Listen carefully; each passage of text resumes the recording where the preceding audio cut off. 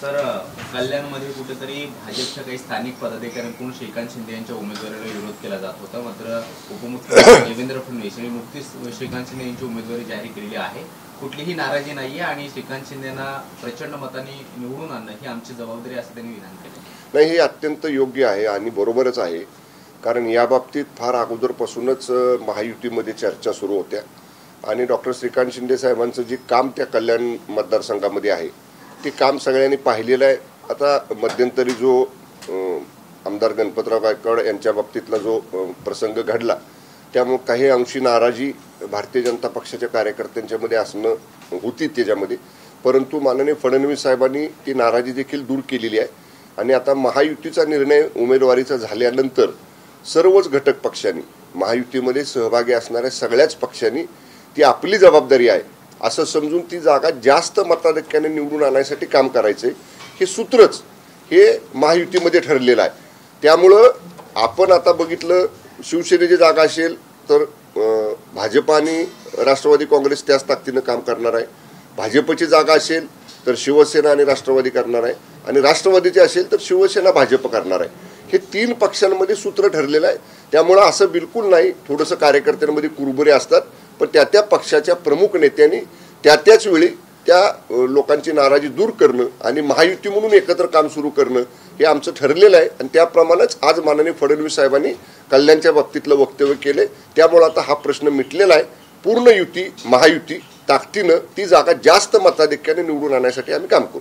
कल्याणमध्ये स्थानिक पातळीवर आपण सर सातत्यानं पाहत आहोत की भाजप आणि शिवसेनेमध्ये जो कार्यकर्त्यांमधला कोल्ड वॉर आहे तो सातत्यानं पाहायला मिळाला. गणपत गायकवाड यांच्या प्रकरणामुळे तर ते आणखीनच समोर आलं. मात्र स्थानिक पातळीवरचे कार्यकर्ते याला राजी होतील का आणि तशी खबरदारी घेतील का? हे बघा, आमचे तिन्ही पक्ष महायुतीमधले जे प्रमुख पक्ष आहेत, आमचे घटक मित्र पक्ष सुद्धा बरोबर आहेत, परंतु भारतीय जनता पक्ष हा शिस्तबद्ध पक्ष आहे, शिवसेना हा शिस्तबद्ध पक्ष आहे, राष्ट्रवादी काँग्रेस पक्ष सुद्धा शिस्तबद्ध पक्ष आहे. एकदा पक्षाच्या वरिष्ठ नेतृत्वाचा निर्णय झाला की खालच्या कार्यकर्त्यांमध्ये जरी मतभेद असले, नाराजी वगैरे काही असली तरी ती शिस्तबद्ध पक्षामध्ये ते कार्यकर्ते पक्षाचा आदेश म्हणून पाळतात आणि पक्षाच्या आदेशाचं 100% अंमलबजावणी करतात. त्यामुळं खालच्या कार्यकर्त्यांच्या मध्ये सुद्धा ही नाराजी आता राहणार नाही. याला जोडून एक विषय की श्रीकांत शिंदे यांची उमेदवारी जाहीर करण्यासाठी एवढा वेळ का लागला असं म्हटलं जात होतं की भाजप ही दावा मागते. नक्की काय कारण आहे याबाबत? हे बघा, हे आता हे कयास हे किंवा तर्कवितर्क हे काही लोकांनी काढलेले आहेत. स्वतःच्याच ताटात पहिल्यांदा वाढून घ्यायचं ही शिवसेनेची पद्धत नाही. डॉक्टर श्रीकांत शिंदे साहेबांची उमेदवारी अगोदर सुद्धा या ठिकाणी पक्ष जाहीर करू शकला असता, परंतु पक्षाचे मुख्य नेते माननीय एकनाथजी शिंदे साहेब आहेत. असं नाही ना, मागं बघितलं 2.5 वर्ष आपण एकाच कुटुंबामधले सरकारचं नेतृत्व मोठे नेते करत होते आणि त्यांचे युवराज पहिल्याच यादीत मंत्रिमंडळामध्ये आले. तसं महायुतीमध्ये नाही, तसं शिवसेनेमध्ये नाही. आधी कार्यकर्त्यांचा मान सन्मान करायचा, आधी कार्यकर्त्यांचा विचार पहिल्यांदा करायचा आणि आपल्या परिवारातल्या, आपल्या कुटुंबातल्या, आपल्या लोकांचा विचार नंतर करायचा. ही नेहमीची पद्धत आहे. पहिलं माझ्याच ताटात वाढवून घ्यायचं आणि दुसऱ्यांची ताटं मोकळी ठेवायची, ही शिवसेनेची काम करण्याची पद्धत नाही. आता कल्याणचा उमेदवार उपमुख्यमंत्र्यांनी जाहीर केलेला आहे. ठाण्याबाबतची काय परिस्थिती? ठाण्याचा असे काही मतदारसंघ जे आहेत तिथे अजून उमेदवारी जाहीर झालेली नाहीये. काही स्थानिक पदाधिकारी असतील किंवा स्थानिक जे काही नेते आहेत त्यांच्यामध्ये सुद्धा बोलणी सुरू आहेत. नाराजीचं एक वेगळ्या पद्धतीचं नाट्य पाहायला मिळते. तर अधिकृत उमेदवारी कधीपर्यंत जाहीर होईल? ठाण्यामध्ये सुद्धा चर्चा सुरू आहेत, मी आपल्याला सांगितलं तसं. आणि पहिल्यांदा मी सांगेन आपल्याला, आम्ही सुरुवातीपासून म्हणतोय शिवसेना धनुष्यबाणाच्या चिन्हावर 2019ला ज्या जागा लढल्या त्या जागेवरचा आमचा आग्रह कायम आहे, आमचा आग्रह आहे. परंतु 3 वरिष्ठ नेते जे आमचे महाराष्ट्रामधले आहेत, माननीय शिंदे साहेब, माननीय फडणवीस साहेब आणि माननीय दादा, हे तिघजण एकत्र बसतील आणि सगळ्या जागांवरती सन्मानजनक, कुणाचीही नाराजी राहणार नाही असा सन्मानजनक तोडगा हे तिघजणही मिळून काढतील. त्यामुळं आग्रह राहणं, आग्रह धरणं हे आमच्या कार्यकर्त्यांचं, आमचं सगळ्यांचं काम आहे. परंतु जेव्हा आपण कार्यकर्ते आग्रह धरतो आणि त्याच्या बाबतीतले अधिकार आपल्या वरिष्ठ नेत्यांना देतो, जे उच्च नेते, सगळ्यात मोठे नेते आपले त्यांना देतो, तेव्हा ते यातला योग्य सन्मानजनक तोडगा किंवा सन्मानजनक मार्ग नक्की काढतील. ज्या काही जागा शिल्लक राहिलेल्या आहेत वाटप करायच्या त्यामध्ये सुद्धा चर्चा करून व्यवस्थितशीर चर्चा करून कुणाचीही नाराजी राहणार नाही असाच सन्मानजनक तोडगा लवकरच निघेल. रामटेकच्या जागेसाठी शिवसेनेची हीच आग्रही भूमिका अगदी शेवटपर्यंत राहणार आहे. नाही आमच्या संदर्भामध्ये आपण रामटेकचा तर निर्णय झाला ना. कृपाल तुमानेंच्या बाबतीतला म्हणताय ना आपण. हा, नाशिकच्या बाबतीतलं म्हणाल तर तिथं सुद्धा आमचा आग्रह आहे. कारण नाशिकमध्ये हेमंत गोडसे साहेब आमचे विद्यमान खासदार आहेत. तिथले आमदार पक्षाचे असतील, तिथले पालकमंत्री आमचे असतील, या सगळ्यांनी माननीय मुख्यमंत्री एकनाथजी शिंदे साहेबांच्याकडे आग्रह धरलेला आहे की नाशिकची जागा ही आम्हालाच मिळाली पाहिजे. जसं आपण ठाण्याच्या बाबतीत म्हटलात तसंच नाशिक बाबतीत असेल, रत्नागिरी सिंधुदुर्ग बाबतीत असेल, शिवसेना आग्रही आहे. परंतु आम्ही जसं म्हटलं आपल्याला आम्ही आग्रह जरूर धरू. आम्ही आमची बाजू अगदी प्रकर्षाने त्या ठिकाणी वरिष्ठ नेत्यांकडे मांडू. परंतु निर्णय हा हे तिघजण एकत्र बसून घेतील. आणि निर्णय घेताना मी एवढंच सांगेन आपल्याला सगळ्याच जागांच्या बाबतीत निर्णय घेताना कुठेही नाराजी कुणाची राहणार नाही आणि सन्मानजनक तो निर्णय असेल एवढं मी आपल्याला खात्रीने सांगेन. सर, शिवसेनेच्या वरिष्ठ नेत्यांच्या बैठक आहे, सगळे मंत्री सुद्धा बैठकीला उपस्थित असणार आहेत, मुख्यमंत्री स्वतः असणार आहेत. बैठकीचा अजेंडा नेमका काय आणि निवडणुकीच्या पार्श्वभूमीवर ही महत्वाची बैठक मानली? नाही, बैठका आमच्या नेहमीच होत असतात आणि निवडणुकीच्या पार्श्वभूमीवर तर नियमितच बैठका असतात. आजची सुद्धा बैठक ही आता येणाऱ्या लोकसभेच्या निवडणुकीच्या अनुषंगानं माननीय मंत्री महोदयांच्यावरती कशी कुठल्या लोकसभा मतदारसंघाची जबाबदारी द्यायची, मंत्री महोदयांच्या बरोबर जे आमचे सहकारी आमदार आहेत, पक्षाचे नेते उपनेते आहेत, या सगळ्यांना कामाचं विभाजन कसं करायचं आणि कशा पद्धतीनं आपण पूर्ण ताकदीनं महायुती म्हणून ह्या निवडणुकीला सामोरं जायचं याच्या नियोजनाची बैठक आहे. ज्या विद्यमान खासदारांची तिकीटं कापण्यात आलेली आहेत, पश्चिम यवतमाळ असेल किंवा हिंगोली असेल आणि आता जे नाशिकची चर्चा आहे, हेमंत गोडसे आग्रही आहेत, वारंवार भेटी सुद्धा घेत आहेत मुख्यमंत्र्यांच्या, मात्र अजून तो तिढा सुटलेला नाही. तर अशा जे विद्यमान खासदार आहेत त्यांची समजूत कशा पद्धतीने काढली जाणार आहे? कारण त्यांच्यामध्ये सुद्धा कुठेतरी नाराजीचं नाट्य पाहायला. कालच याच्यावरती मी सविस्तर बोललेलो आहे. नाराजी बिलकुल नाही.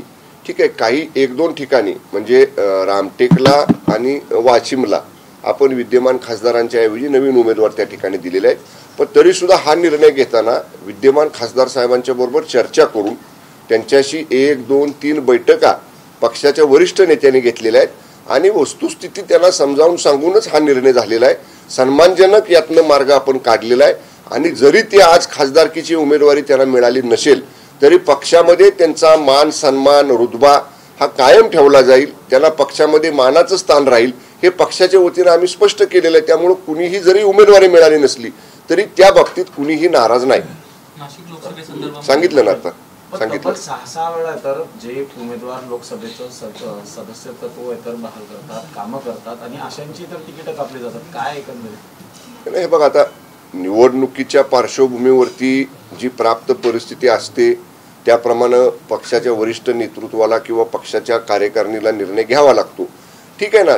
जरी मी आता म्हटलं उमेदवारी नाकारली तरी याचा अर्थ असा नाही की ते पक्षाच्या प्रक्रियेपासून पूर्ण बाजूला आहेत. त्यांना त्याच तोलामोलाचं निश्चितपणे मानाचं स्थान हे पक्षामध्ये कायमच राहणार आहे. त्यामुळे बिलकुल अशी नाराजी कुठेही नाही. ओके, सांगितलं, दोन्ही सांगितलं मी. तुम्ही उशीर आला नाही, कशाला रिपीट घ्या ना पुन्हा.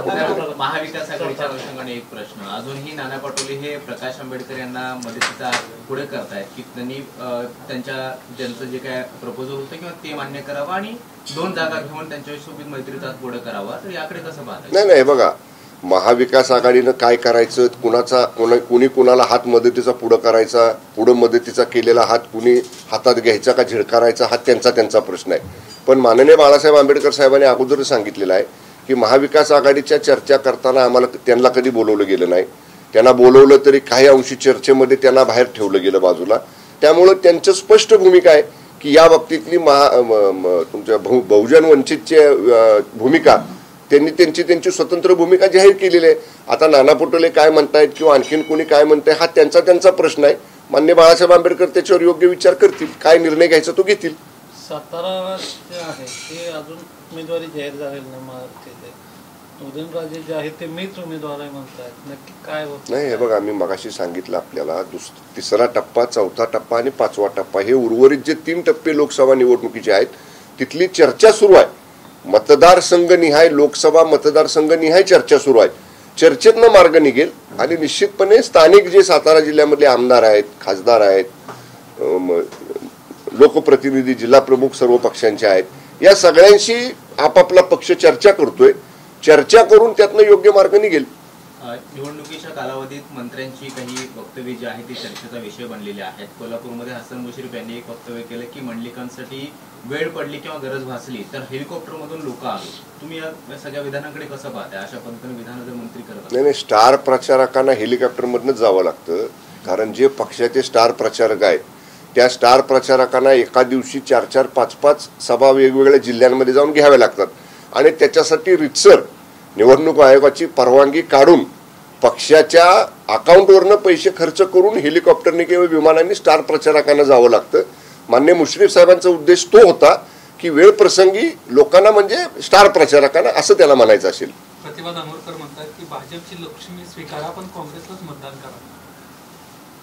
नाही, आता हे त्यांनी कुठल्या अर्थानं बोलल्यात मला माहित नाही, परंतु या वक्तव्यावरनं पाठीमागं न्यायालयीन प्रक्रिया सुद्धा झालेली होती. या मागच्या काही निवडणुकीमध्ये असंच लक्ष्मी दर्शनाचा विषय काही नेत्यांनी काढला होता किंवा काही वक्तव्य आली होती आणि त्या बाबतीत न्यायालयात गेल्यानंतर न्यायालयानं सुद्धा याच्या बाबतीतले काही भूमिका स्पष्ट केलेल्या आहेत. त्यामुळं सगळ्याच पक्षाच्या जबाबदार नेत्यांनी किंबहुना उमेदवारांसाठी प्रचार करणाऱ्या स्टार प्रचारकांनी या सगळ्या गोष्टीची काळजी घेणं गरजेचं आहे.